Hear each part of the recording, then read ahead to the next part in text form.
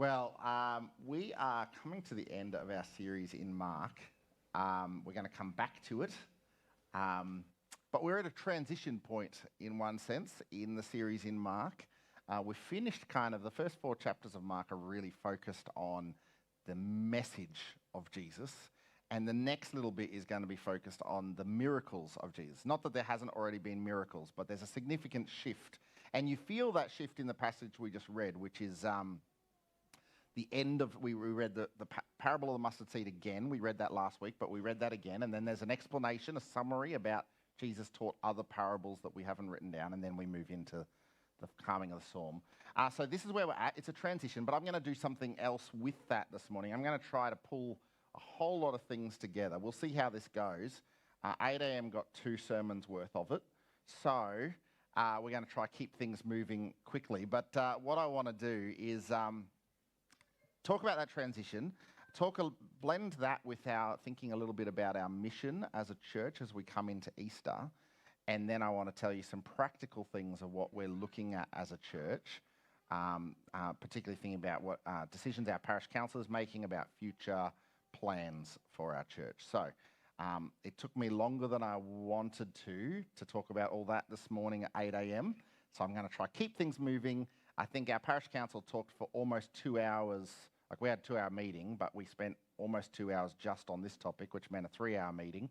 And so there's lots that could be said, but we're going to try that. We're going to, as we do every week, we're going to spend some time in the Bible and think about what that means for us, God's mission for us as a church. And I think one of the things that we find as we look at particularly the parable of the mustard seed is this idea that God's kingdom is always growing. As tiny as a mustard seed grows into a huge plant, God's kingdom's always growing. And sometimes it feels like that's not our experience of God's kingdom. Sometimes we can certainly see through history that happens, but in our own circles, maybe even in our own life, is the gospel always growing? I mean, I'll give you an example, just a kind of Australian culture and history. Just put that first graph on the screen. This is Australian religious affiliation according to the Australian Bureau of Statistics. This is no real surprise to anyone, but over the years, this is going from the 70s, we've seen the number of people writing that they are Christian in Australia has dropped to below half at the 2021 census, and the people that have written no religious affiliation is almost up to half. So we say that the kingdom is always growing, but the reality is that it hasn't felt that way in Australia for the last little while. And the other religion category, by comparison, is actually quite low. We often think about kind of how to engage other religions, but actually overall in Australia, it's quite low. Some of that percentage is from migration, people migrating to Australia with other religious backgrounds, but actually the migration data suggests that even that only half of the people that are coming into Australia are coming in from Christian backgrounds over that time. Actually more than half, I think. So this is where we're at. We see that. We feel that, I think, in churches. Riverstone has felt that. The history of our church. The church has struggled in Riverstone for 2 reasons. One is the meatworks. When the meatworks in Riverstone closed down, a lot of jobs, people moved out of town. So lots of churches in Riverstone, not enough people, so the numbers were spread thin. Pair that with the decline in attendance. The history of this church is there's a story about one confirmation Sunday where there were so many people that they were sitting, there used to be a brick wall for a fence, and people were sitting on the brick wall and out into the grass. They didn't have like a live stream out there, so I don't know what they were seeing or hearing in that service. There used to be a bus ministry here where multiple buses went and picked kids up for Sunday school and brought them here. And the church struggled for a while for some of these reasons, for a number of reasons, but one of them is just the decline in attendance. In Riverstone, there were quite a few churches, not enough Christians to kind of resource them all.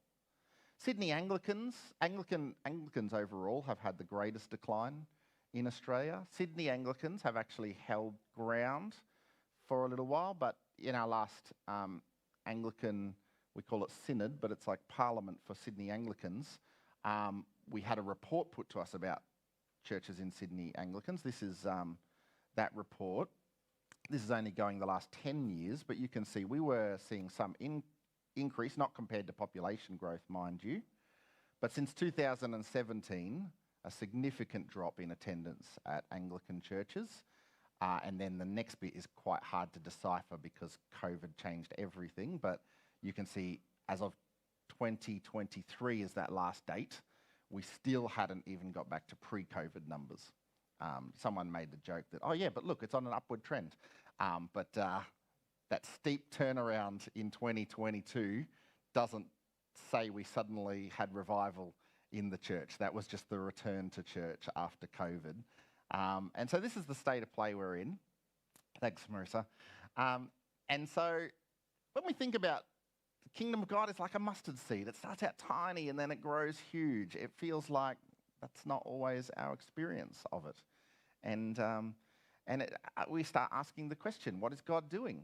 In fact, it can feel like God is asleep in the boat, can't it? That's the story we read from the New Testament, from Mark this morning. I can feel exactly like that. This is the scenario we have, that the disciples were in a very real and dangerous situation in this boat in the story. The Sea of Galilee it's actually a lake, it's not a sea, and it's actually not prone to storms. It's the second lowest body of water in the world, the Dead Sea being the lowest. It's below sea level, it's quite warm, it has very few storms, though they can happen, and they can be fierce. In some ways, maybe that accounts for the fear of the disciples, because if you're not, even the fishermen on the boat, if you're not used to severe storms, well, that accounts for some of it. The Sea of Galilee is not huge. At its kind of width, which is the narrow side of it, it's 13 kilometres across. So you could be 6.5 kilometres from shore if you're in the middle. That's from Vineyard to Windsor is 6.5 kilometres. So it's not a huge lake, but you imagine you don't want to swim that distance in a storm. So it's pretty serious ground. If you're in a violent storm 6 kilometres away from shore, you're in a pretty serious situation. If you're 1 kilometre away from shore, the swimming skills in the day were not like we have. People could swim, but it's not like the kind of efficient swimming training that we do with kids today. And so swimming 1 kilometre is not something people would be doing. And on top of all that, we're told it's nighttime, that they went out in the evening. Now, they had lights back then, but they were flame lights. They didn't fare well in storms. And so the clouds would be covering the moon, no lights on the boat, probably very little visibility to how far the shore was at all. It wouldn't actually take even seasoned fishermen to feel a little bit of the threat that is going on at that moment. Whatever is happening, we're told very clearly, all the disciples, including the fishermen, were scared for their life. That tells us something about what is going on. This is not a story that just says something, they were having a little bit of fear and Jesus calmed them down. Something serious is happening in this moment. And so it's not surprising that the disciples are scared. What is surprising is what Jesus is doing. Mark gives us one of the strangest verses in the Bible here. This is the verse. Jesus was in the stern, sleeping on a cushion. Did you catch that?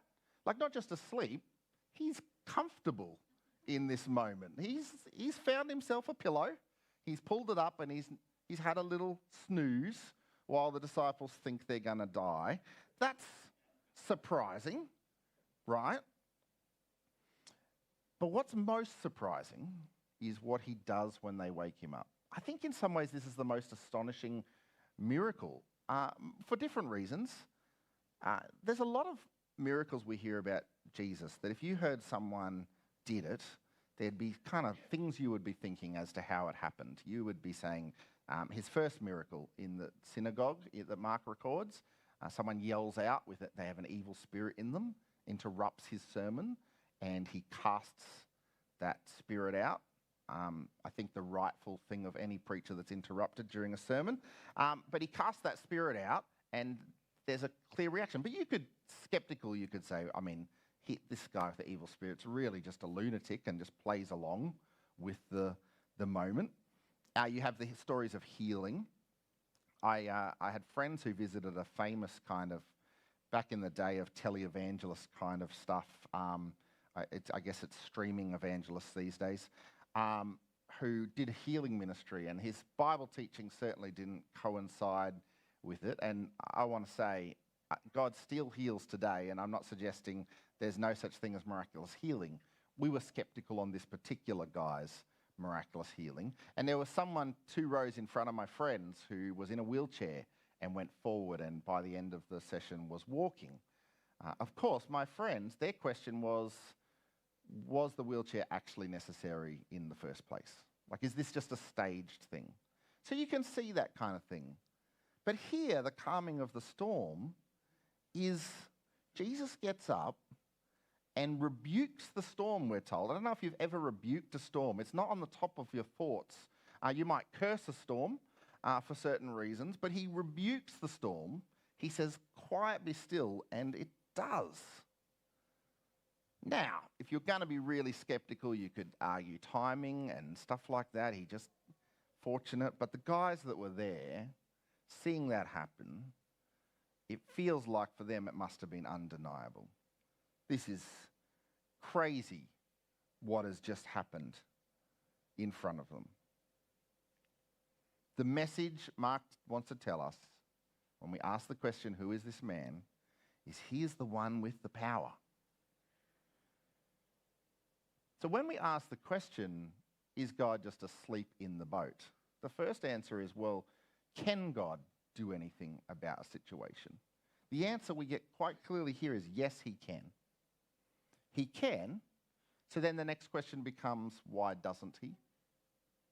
And I think the answer we get from Mark is that Jesus has a plan. He has the power, but he also has a plan. One of his plans is for creation. He has a plan for creation. We get a glimmer of this through the language that is used in this story and also other stories in Mark. For example, if we compare this miracle with Jesus' first miracle in the synagogue. In this miracle, Jesus says to the storm, silence, be still. In the synagogue, when the demon-possessed man calls out, we're told Jesus says, be quiet, come out of him.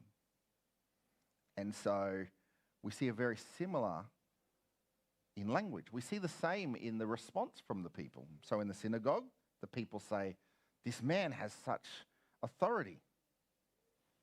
Even evil spirits obey him. In this story, in the calming of the storm, they say, who is this man? Even the wind and the waves obey him. There's a very strong parallel there. And what we see is Jesus' plan is not just in the moment, but there's a plan unrolling here for all of creation. That is, it's not just to do away with the evil that opposes him in his life, but it's to do away with the impact of evil over the whole world. We live in a world that is completely impacted by evil, that there's a brokenness in the way God created this world, and we see natural disasters in a way that is a result from the brokenness of our world. Jesus' plan is not just for the evil that he faces directly, but it's for the evil that has impacted our whole world. And so he speaks to creation in the same way that he speaks to an evil spirit. That is the work that is happening here. Jesus is undoing the evil of the world. So he has that plan, and that is a long-term plan that we look forward to. And so one of the questions when we say, is Jesus asleep in the boat, is, well, there's this hope for the future. But more than just a hope for the future, Jesus is working a plan for the kingdom right now. And we see that in this story as well. I think one of the other surprising things I find in this story is the unfair question that Jesus asked the disciples. They are scared for his life, and he gets up, he rebukes the waves, and then he turns around and says, why are you afraid? I mean, it's just such an unfair question for the situation. And then he adds to it and he says, do you still have no faith? I mean, one of the questions is, what does he expect them to have faith in that moment? They've never seen him calm a storm before. They don't know that's on his to-do list. So what is it they're thinking in that moment? Why should they expect God to do something they've never seen him do before? It's not even something we see common in the Old Testament. What the problem is with their faith is they have seen that God has a plan. He has called them together. He has just spent the day teaching parables about his plan, about how he's going to scatter seed and some will respond and some won't. But he finishes that with saying the kingdom of God is going to grow. It's going to go forward. That very day, we're told it's the evening that he told that parable. That very day they get on this boat. He's just told them the kingdom is going to grow like a mustard seed. And that very day, they're like, well, this is it. The end. Mustard seed's going to die. Didn't sprout after all. That's what he has a problem with their faith in.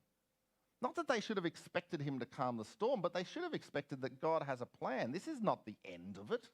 It doesn't end with some bad weather in the Sea of Galilee.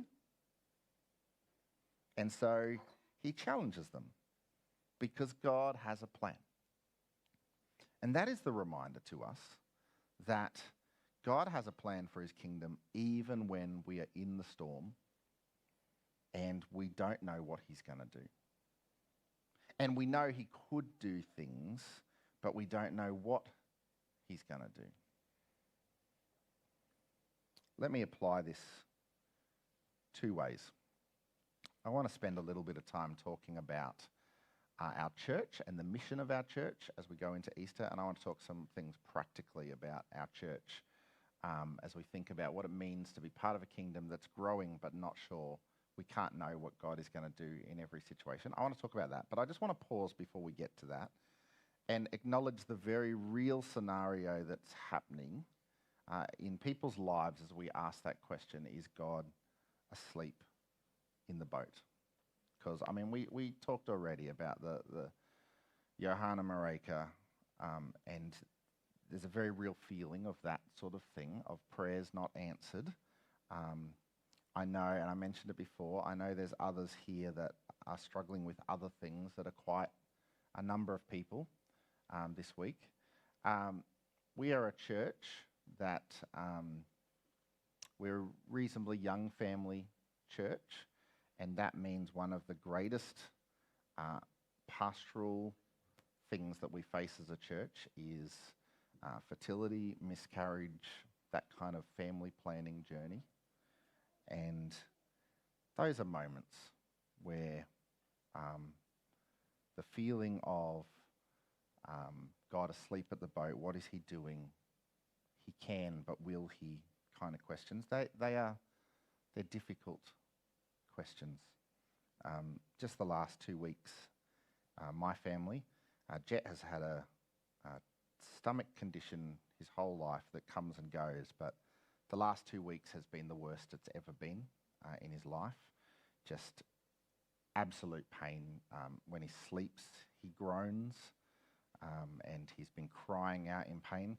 Probably the most heartbreaking moment was I heard him talking to Susie the other night, and he was just in so much pain, and he said to her, "Please, can you help me?" And you think, of course, if we could, we would. Now, we're very thankful in our situation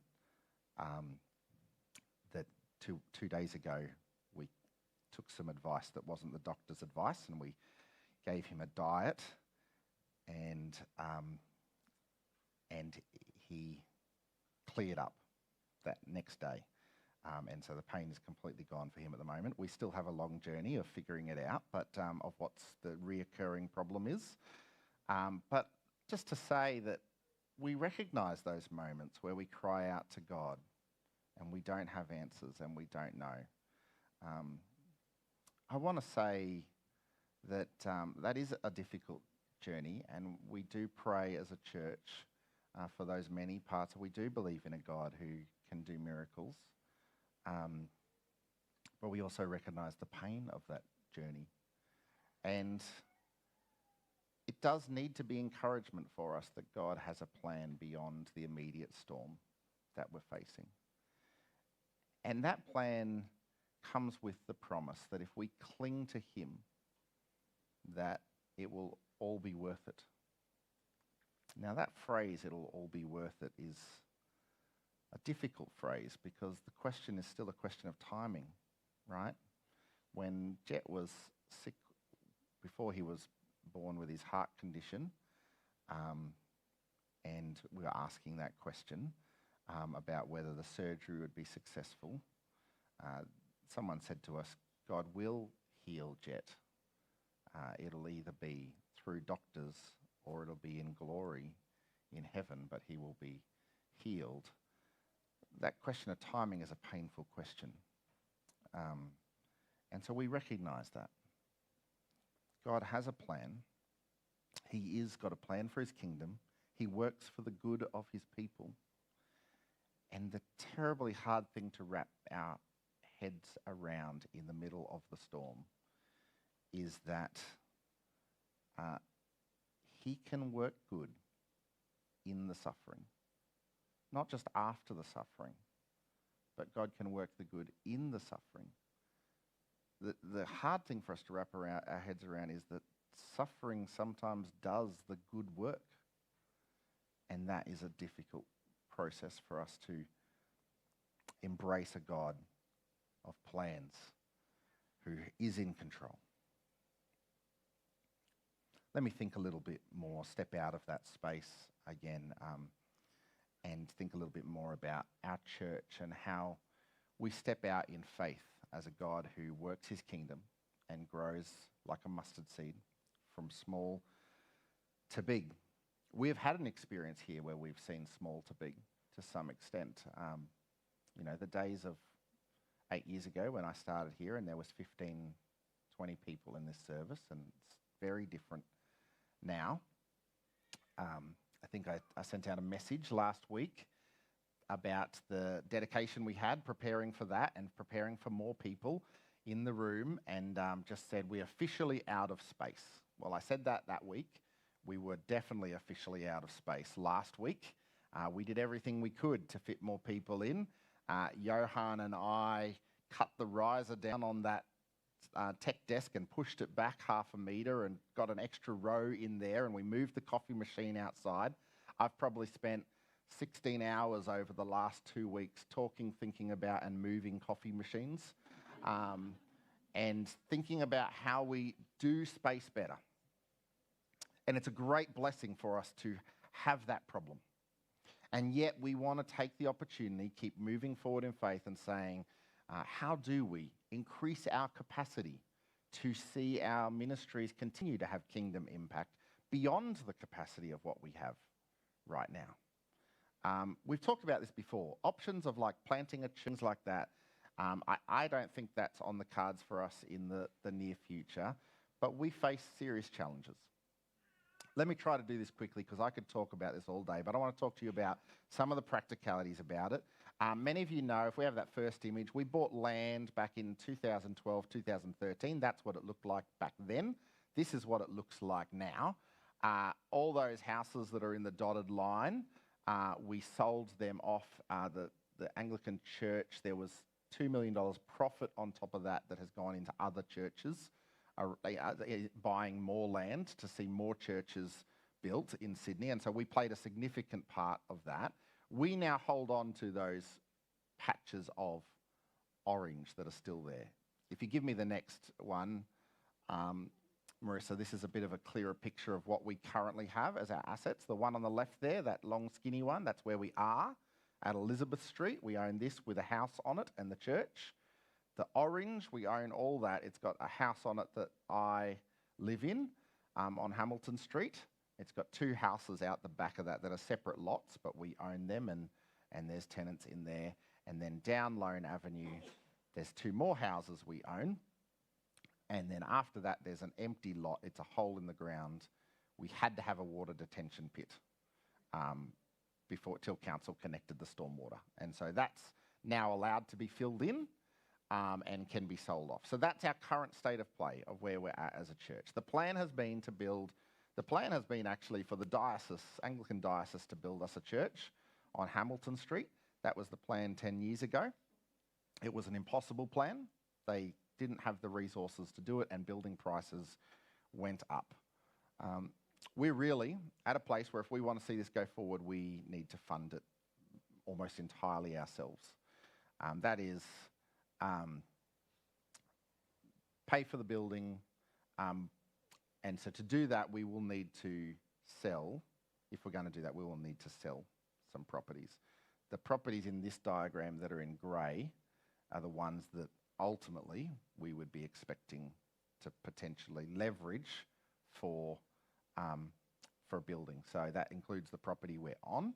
It doesn't take much for you to figure out the complications with that. The two houses that are down Lone Avenue, the water detention, and retain all the ones that are kind of connected to the main property there. That's the process. The diocese has put together, they call it the nucleus design. If you give us the next slide, this is based on it, but basically it's a low-cost building structure. It's a big shed up one end that's lined and acoustically treated to try to stop noise pollution to the neighbours, and a building down the other end that the internal roof is the same height as this one, so that 6 metres on one, 3 metres on the other, and a little span between them. And pretty much all the walls inside that can be moved around to cater for what we want. So that's not a final design, that's my concept. I put some ideas together for that one, but we'll be working with an architect. The reason that's important is we can't ask the question, can we afford to build a church, until we find out what kind of church we would build, and then we ask that question. The answer is $5.5 million for that building and a car park. And on top of that, we have to pay council $1 million community contribution before we can even start building. So we can, if we sell all those things, our cost estimate is we can afford the building. We just can't afford to start building it. Small problem. And so the diocese is saying they would help us with that, and we would also have to do some fundraising on our own. So, sorry, just to clarify, when I say sell, some of the conversations around leveraging the value, which means we could take out a loan against a property rather than sell it. But at the end of the day, it's tied up in the banks. So that's where we're at. Our parish council this week said yes to the first step of that. The first step is sell the water detention basin and use that money to submit a DA and do the research that's needed to properly flesh this out. So at the moment, low risk for us just to take that step and get that ball rolling. That's where we're at. Some of the difficulty becomes, what do we do along the way? And what do we do in the meantime? By the end of this year, we'd love to have the DA. It would be optimistic that we'd have the building finished at the end of 3 years. 4 years is probably more realistic. 5 years accurate. The other buildings have taken longer. So what we don't want to do is just sit and wait. So the first step is, how can we make the most of this space? There's very little we can do. I'll tell you the ideas we have. We currently have a grant from the government to raise the roof from here to that pole there, raise the roof and open up to an exposed truss, which is just to make the room feel a bit more breathing. It doesn't give us more seats, I recognise that, but there's more to the vibe of space than just seating space. We have got a grant application for a mobile kitchen. If we get that, which we won't find out till November, then we could remove the kitchen and we could move the kitchen into a trailer. Limited. It's a very big trailer, but to be fair, it'll be limited to what we currently have. We could explore a demountable on the property and potentially also remove the parents' room, parents' lounge, and move things around so that kids are in a demountable. There's significant cost to that if we went down a path of a portable building. But that's kind of some ideas on how we maybe make the most of what we have. I think the problem of space is greater than we are able to kind of process. They say a church can't grow beyond the magic number is 80%. 80% your seating capacity, the number of seats you have out. Churches just won't grow past that, except in rare moments of revival. There's lots of stories of churches breaking that, but the reality is, if I say it like this, church is not a sellout concert.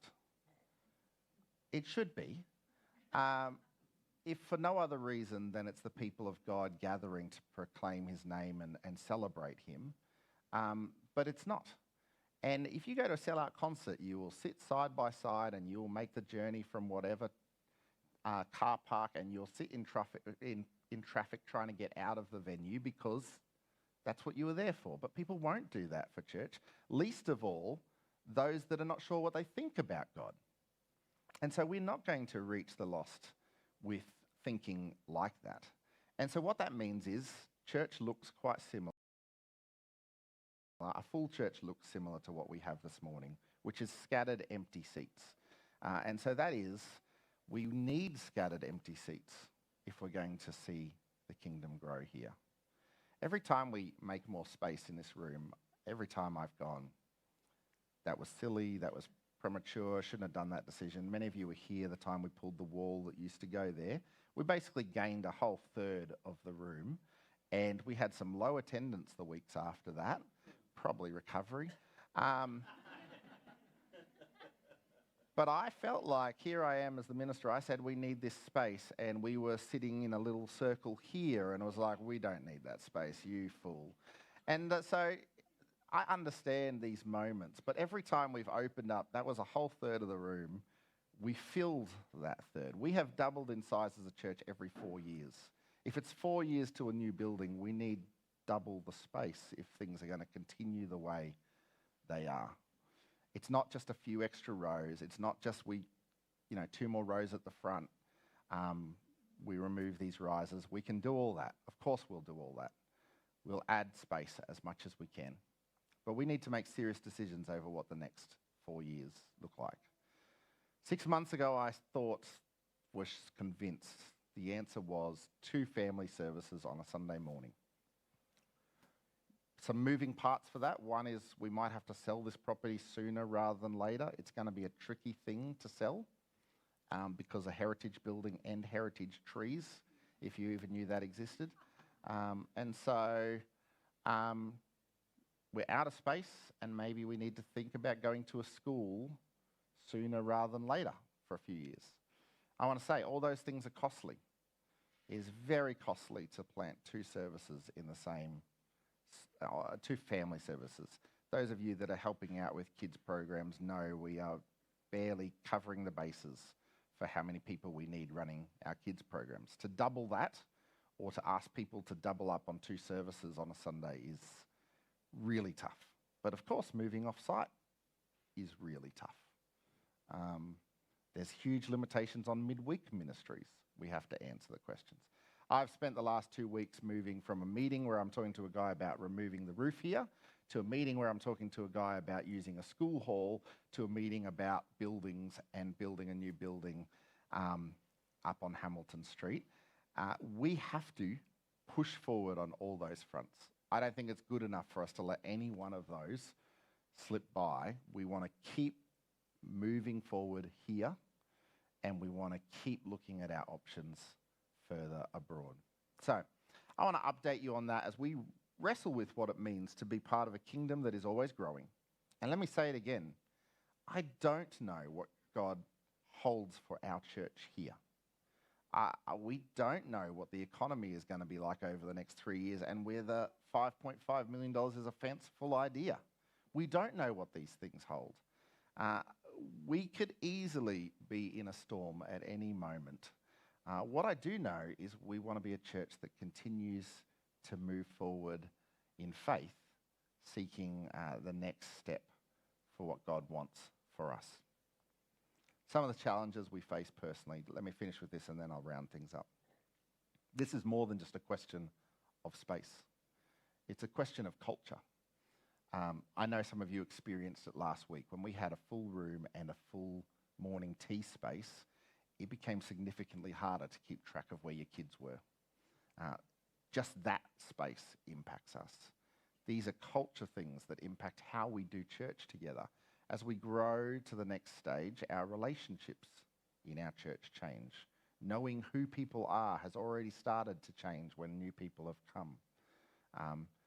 Embracing this kind of change is more than just trying to find the money to build a building.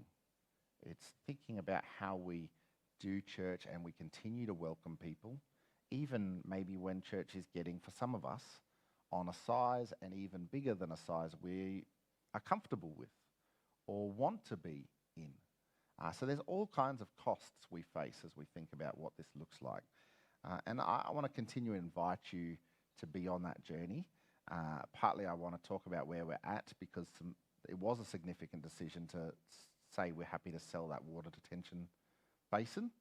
I want you to be talking to our parish councillors about that journey. If you have concerns, talking to them, talking to me, because this is a decision that we want to go into together. It's also something we want to keep moving forward in faith as we look towards Easter, which attendance goes up and down. I suspect a little bit down this year just because of the way the holidays fall, and many of you are going away, but still a huge opportunity to invite new people, seekers, into our church. I think our Easter flyer says, if you've never been to church, there's many who experience their first Easter with us.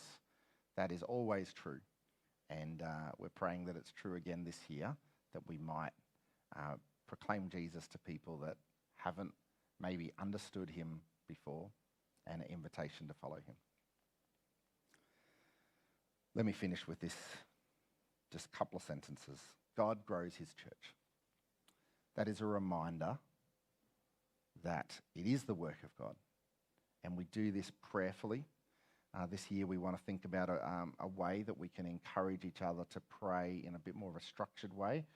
That may be through prayer meetings. Prayer meetings seem to only work for a small select group of people, so we want to think of other ways that we can help people gather around this mission and pray for it. But it's true too, as we send out Alpha invites, as we send out Easter invites, be praying for people in your life. God partners with his people through prayer. So God grows his kingdom, and therefore we trust in him. And God grows his kingdom, which means we continue to rely on him even when we don't see that growth, even when we feel like we're in the storm. Because leaning into God in the storm will always be worth it eventually. And I want to encourage you with that.